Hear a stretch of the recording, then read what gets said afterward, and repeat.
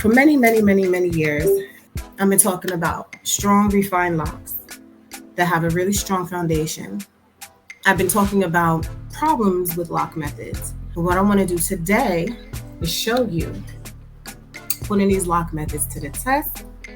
I'm demonstrating 3, and you will get to see the beginnings of what I talk about when I talk about how they evolve. I'm going to show you the pictures first. You see in this picture, there are 3 ways. On your left is the interwoven, in the middle is the braid, and to the far right is a 2-strand twist. I use the same exact amount of hair in each section as if I was doing a foundation.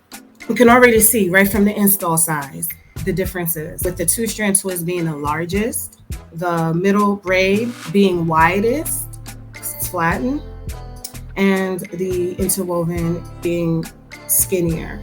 Do you see all the space that is in between, that's starting to come out already of the 2-strand twist? The space that's there. And then you can see the braid is much tighter, but it also has, in its pattern, has the space in it flattened. And then you see on the left the interlock. What I did was, I did a light wash, like I would do any new install. First of all, I'm wondering how much that is actually being done, because the first wash is actually crucial to the installation. I don't see it being done sometimes, so that doesn't give you an accurate look when you just have a 2-strand twist dry, braids dry, or even interwoven lock dry. You actually are not going to still get a realistic look until you activate that curl. Because you stretched out the curl, it's in a style. So after a light wash, let's look at what they look like.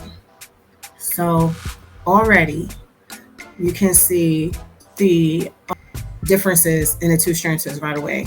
That changed the most. And in the middle is the braid, and the left is the interwoven lock. We're talking about the fundamental structure. This is dried, is that I see spaces in the braid as well, and the loosening that sometimes happens at the bottom of the braid. The unraveling can start from the bottom sometimes, and also sometimes these spaces, because it's flat, I could turn it that way it's skinny, I could turn it that way it's wide. The holes in there, it becomes a big project if we're going to close it all up. And the interwoven lock, yes, that could happen as well, but it's designed to lock cylindrically. Where's the pattern? The pattern in the twist is very weak. It's easy for me to just stick my finger in and unravel. If you wanted it smaller or more refined and you started in another method, it could potentially be the method that used to start.